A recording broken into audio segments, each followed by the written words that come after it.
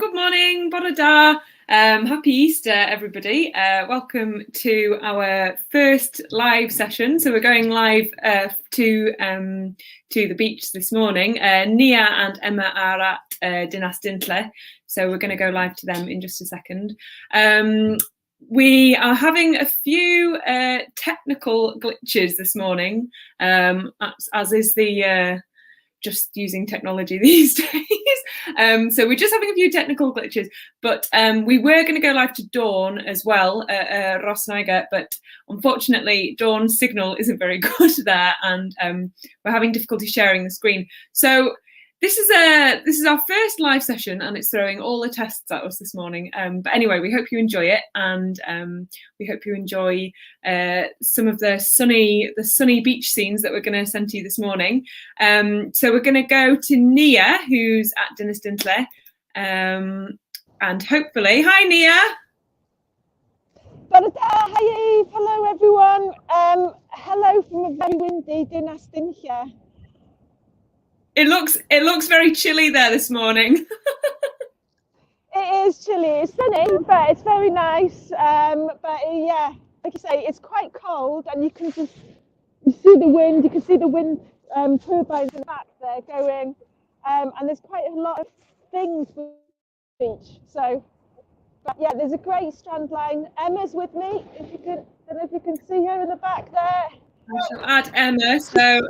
There we go. Emma's down on the strand line there. She's shouting hello, and Emma's going to go off and have a look at the strand line and see what she can see, because I can't actually move because my signal is. Nia's stuck to the spot. It's so weird when I move from this position. So, but Emma's off now to have a look at the strand line. So as you can see from Emma's screen here. So the strand line is a sort of a line of seaweed that gets left as the tide recedes, and this is Oh, we've lost Nia there for a second. So I'll carry on. Oh. So Emma's looking at the strand line here, and this is and she's found an egg case there. So this is what we're looking out for. So that's brilliant. So that looks like a bullhuss egg case, I think, judging by the size of it. And Dinas Dintle, if you walk along Dinas Dintle beach, you'll find lots of these shark egg cases. So this is what we're looking out for today for our Easter egg case hunt. And Nia's got one there. And is that a bullhuss or a spotted cat shark? That one, Nia? No, it's a bullhuss. So I'll just remove Emma for a second, and we can have a better look at that.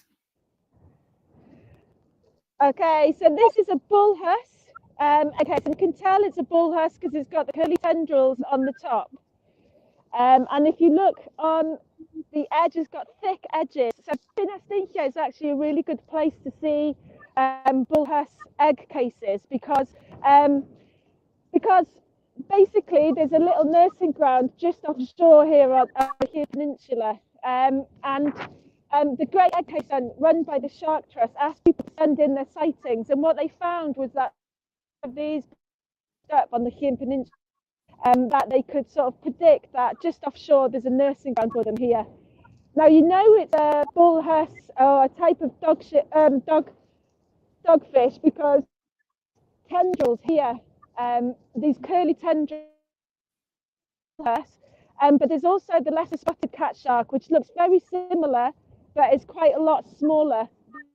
And you can tell it's from a dogfish because of the tendrils. And the skates and rays will have horns like this one here. Yeah, so we tend to get sorry, Nia. The signal's gonna keep being a bit funny with us. It's meant to be a bit more interactive than this, isn't it?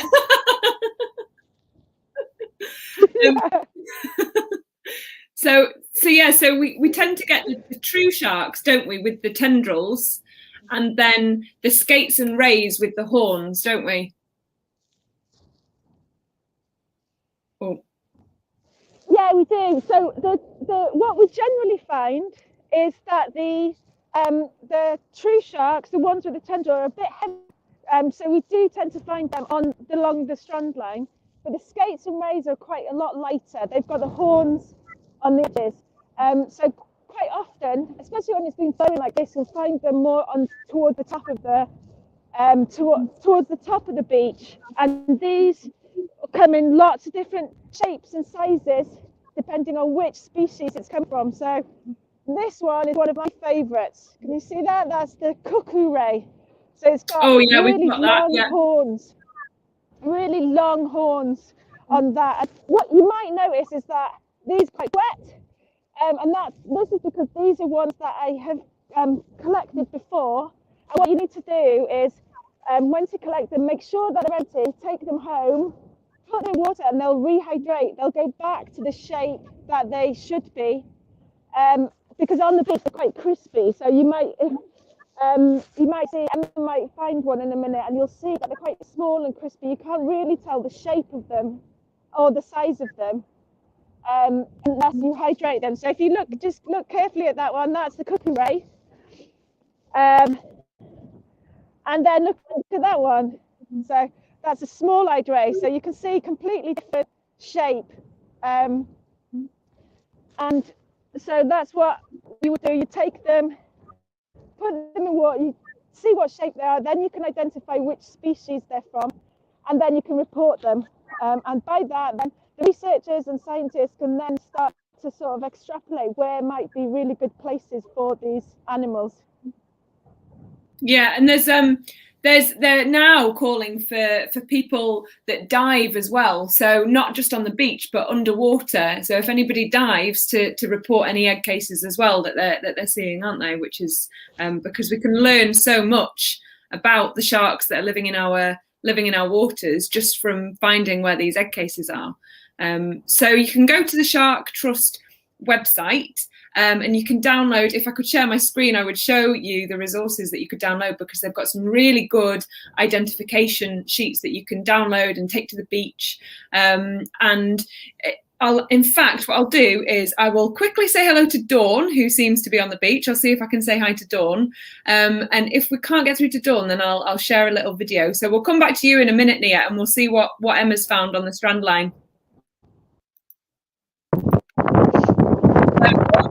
It sounds very windy.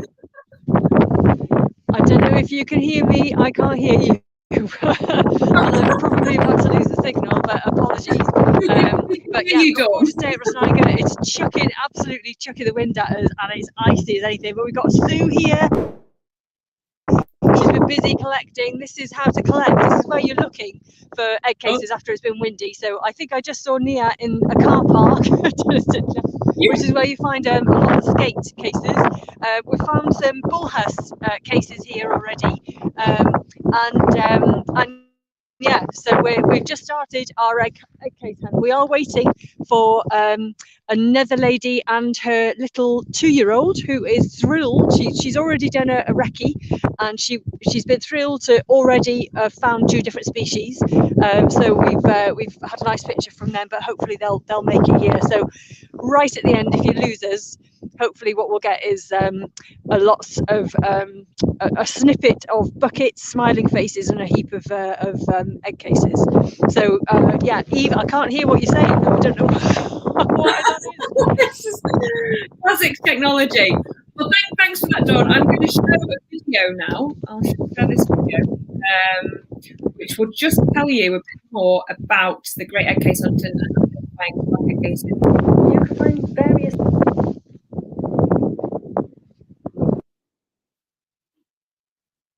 You can find various types of shark eggs on the strand line and any time of the year. And although there are best places to find them, they could be anywhere, so keep your eyes peeled. Most common is the strand line, the main patch, or the lesser versions on the beach. Check around vegetation at the top of the beach, taking care not to trample on any new dune plants, but there could be things caught. On the wet shore, you can sometimes find egg cases. It's not as common, but more so after storms. And some of the lighter cases could be found up the beach and blown into people's gardens and stuff. get a good idea about what the egg cases look like. Just have a look, and then go out and hunt yourself. Try and get your eye in. You can have a look here. There's some egg cases here. There's one just sitting quite clearly, and then some get buried in the sand. So just getting your eye in really helps you identify what looks like an egg case even when it's buried. There are two different types of shark egg cases. There are the skate egg cases, and all of these have what's called horns. And then you've got the true egg cases, and in Wales, these have got tendrils. For ID, don't go on colour. Beyond the horns and tendrils, and then changes to the margins, the ID is only based on the shape and the size. The two different types of cat shark egg cases are the small spotted cat shark on the left, morgi, and the bullhuss, or it's also called the nurse hound or morgi brych. Unsoaked, they still look very different in size. So once you've identified it as a true shark egg case, you only have to find whether it's a small or a big one, and then you've identified that both. The bullhuss egg case also looks a lot more chunky, including at the side, so it's a lot chunkier at the side, and even when they're soaked, as you can see, they're a lot bigger. They're quite rubbery actually, and a bit like thick fronds of kelp. The info from the Shark Trust show that the citizen science has identified where there's breeding areas for bullhuss, so it's really important to carry on with citizen science egg case hunts, and they're actually now keen to get spottings of underwater egg cases for any divers or snorkelers out there. You can help. Okay, so like, we're back to, we'll just keep that footage of Dawn, and it looks like she's got her little helpers there on the beach as well at Rasnaga. So just to just sort of go back to that video, like Dawn was saying in the video, you know, that if you're identifying the egg cases, the colour can vary so much. So you have to keep a good eye out, and they blend in really well with seaweed. And this is part of the idea, because it means that they're really well camouflaged. So if you look through the strand line, through the length of seaweed on the beach, then it's a really good idea to have a little rummage through and see what you can find, because you might find something really interesting. And like I say, the great egg case hunt, the Shark Trust have fantastic resources, so I'll put all of those up on Facebook afterwards, so you can have a look at those and take those out to the beach. And any egg cases, if you want to take them back, make sure they've got nothing in them, because a few times we have actually found an egg case with a small shark still inside it, and if you find one, then the best thing to do is to go to the beach, go to the sea, put it back in the sea, see if you can attach it to something so that it's not going to get washed up on the beach again, and hopefully it will hatch out of there, and it will survive. But if not, then you can take the egg cases home, soak them in water for 24 hours, and then this will kind of, they'll become much more supple, because they do tend to shrivel a bit once they've kind of dried out on the beach. So we'll go back to Dawn quickly and see what she's found, see if she can hear us. Can you hear us, Dawn? I don't think she can hear us, but she's got some lovely footage anyway, and it looks like they're having a good rummage along the strand line. So I'll go to Nia. And hi, Nia. Hello, how are you doing? Hello. Oh wow, it looks beautiful there. It is beautiful. There's Emma looking along the strand line, giving us a wave. And yeah, so this is Finland, yeah, and it's a great place to look for egg cases. And as you can see, there's a strand line. Nia, So it's not just. Oh no. It's not just shark egg cases that you can find on the beach, is it, Nia? I don't know if she can hear me. So you don't. Find,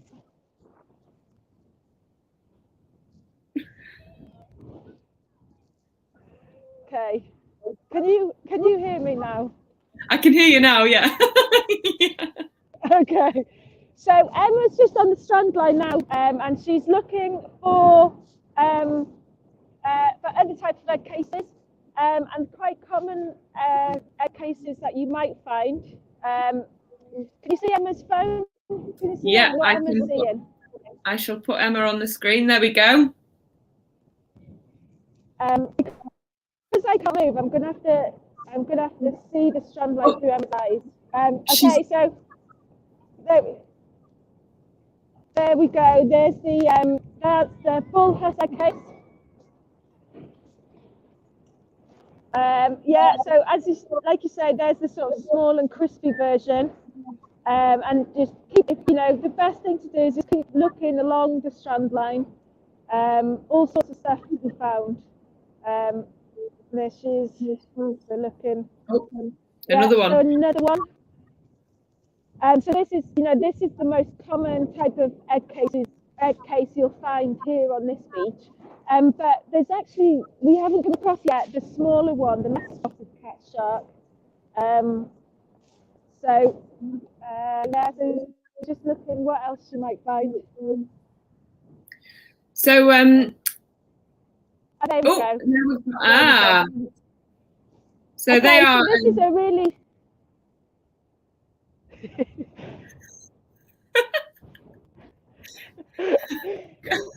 Go on, Nia. Okay, so that is a sea wash ball. So that's the egg mass of a common whelk. And you quite often find them along the beach. And if you, I'm not sure, I've just done something to my phone. Oh, was that a common whelk? That you can just see? Yeah. So there's a common whelk there. That's a type of sea snail. And then it's egg mass next to it. So as you can see, lots of little sort of balls inside that thing. There's hundreds of thousands of little common whelks there, and when they sort of hatch, they'll come out and they start eating each other. So if you're a common whelk, you want to be one of the first ones out. So yes, there's not just shark and skate and ray egg cases that we'll find on the beach, and particularly in the strand line, these sea wash balls are quite common. If you're rock pooling, this is the sort of really good time of year to start looking for other type of eggs. But on the strand line, it's mostly these sort of dried up common whelk masses. And sometimes you see some other stuff as well. Oh, and again, Emma's found another bullhead egg case there. Yeah, there's plenty of bullhead egg cases, and quite often you'll see the tendrils are really good at wrapping up bits of fishing line as well. So quite often you'll find lots of bits of fishing line wrapped up. So it's a good way of kind of finding them and detangling them and taking the fishing line away, which is a good thing to be able to do. Now, not all sharks lay eggs. Some sharks give birth to live young, and it's quite amazing really, because there's a real variety. Oh, she's got another bullhorse. You'll just see how many there are along the beach. There's so many, and so some sharks give birth to live young, so they don't actually lay eggs. So there's a real variety in the way that they give birth. And whale sharks actually, they have eggs, but the eggs hatch within them. So there's kind of a whole array of different ways that sharks will kind of have young, and it all depends on where they are. And obviously, being in the sea, there's lots of predators, so it's kind of dependent on the habitat that they're in and the best way to keep their young alive. And some will have eggs that aren't fertilized, and then they provide food, a bit like the common whelks. They provide food for all the other young. So sharks are absolutely fascinating creatures, and if you get a chance to go out and do your own shark egg case hunt over Easter or whenever, and join in the citizen science, then that would be brilliant. And it's a really fun thing to do at the beach. It's a really great activity to do at the beach. So we shall share all of those things on Facebook after this live session. And Nia, you've got something really interesting there in your hand. Ta-da! Yeah, so this one is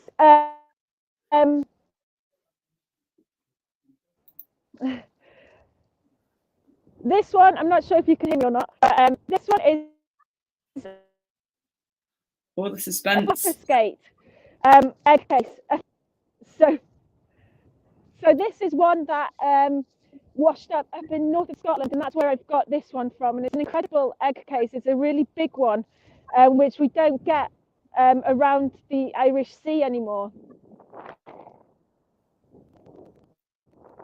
Yeah, it's a beautiful egg case, isn't it? And it's got these incredible, these sort of incredible flappy bits that come off the egg case itself. But yeah, it's a real shame that we don't see those anymore. So they obviously aren't in the area because we don't find any more of the flapper shark egg cases around the area. So it's a really good way of determining what is actually living in the waters around our beaches, because it's quite inaccessible really for a lot of people to be able to go and study. And a lot of these sharks are quite shy and they are difficult to spot and to actually see and monitor. So this is a really good way that everybody can get involved, is by doing the Great Easter Egg Hunt, Great Egg Case Hunt, and uploading your finds. And I think to finish off, I think we're going to go to a little activity. So Emma, who's been a really cracking intern for us, for the Living Seas team, has done a video on a craft that you can do if you've got some young kids, or if not even, then you could just do this at home. But this is with an Easter egg box and some paint, and you can make your own shark. So I'm going to play that now to finish off. But thank you very much, Nia. And we've lost Dawn. I think her signal's finally given out. So, but thanks, Nia, and happy Easter to everyone. And I shall share this video. Thanks, Nia. Enjoy your cup of tea. Enjoy your panad when you get home. Thanks, bye. Bye. Bye. Diolch, Diolch. Here we go. So I'll share this video now. Here we go. Put it back to the beginning.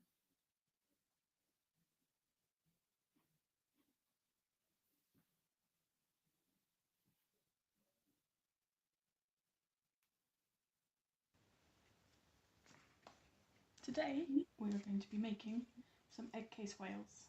So we're going to need to start off with having an egg case here, which I've cut out from an old case of eggs. And we're going to start off by painting this. So I'm going to use an old Tupperware box, and I'm going to use this to mix my paint in, so I don't have to go out and buy the painting palette. Some blue in there, add some white to the other side so I can keep them separate. Then I'm going to mix them in the middle to create the tone I want.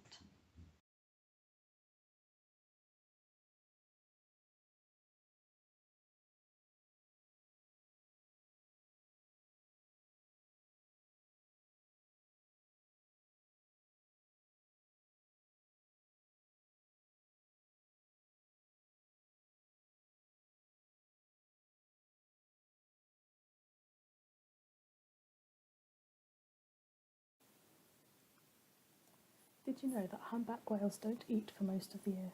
Humpback whales in the southern hemisphere live off their fat reserves for up to 8 months of the year, as they migrate from their tropical breeding grounds to the Antarctic to feed on krill.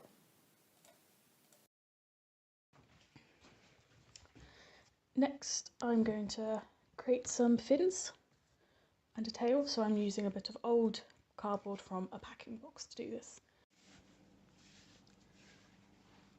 Okay, so here I have made my fins out of some cardboard. So I have got a caudal fin, a dorsal fin, and 2 pectoral fins.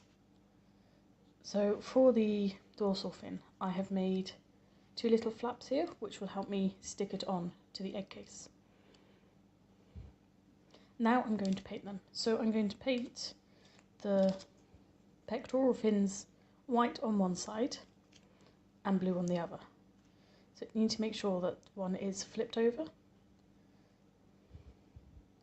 So yeah, I'm now going to paint them. I'm going to start off with blue and then paint them white.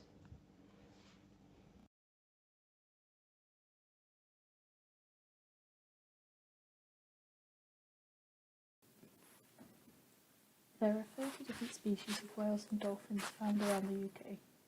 the most common species that you'll see will be the bottlenose dolphin and the harbour porpoise, and the most common whale species is the minke whale.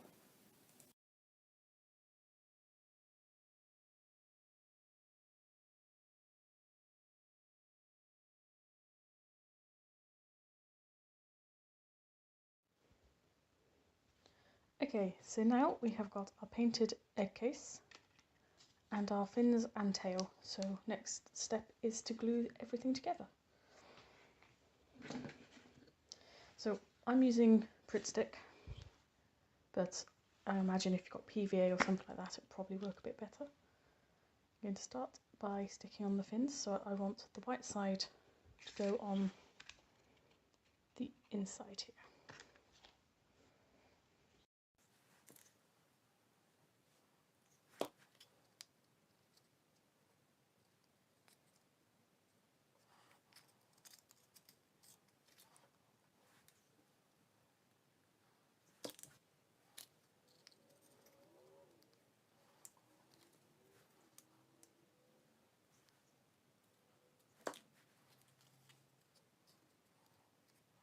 Next I'm going to stick on the tail. So I'm going to create a little flap so it can attach better to the egg case.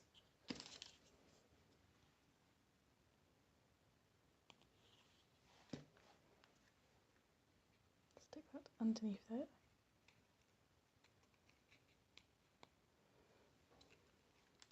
And finally I'm going to attach the dorsal fin.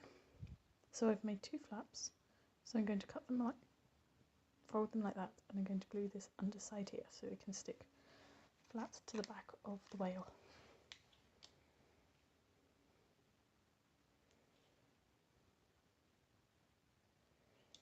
So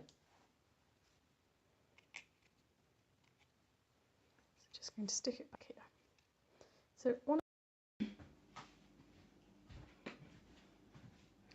So the final step is to glue or paint your eyes onto your whale, and you can put them wherever you like. I'm going to put them not very anatomically correct, but on the front here.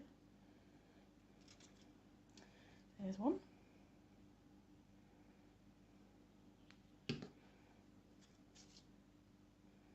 And there's the second one. Ooh. Try and get them even. So here we go. We have got a whale made out of common items you may find in your house. Do you know what? I'm going to draw a smiley face on using a black pen.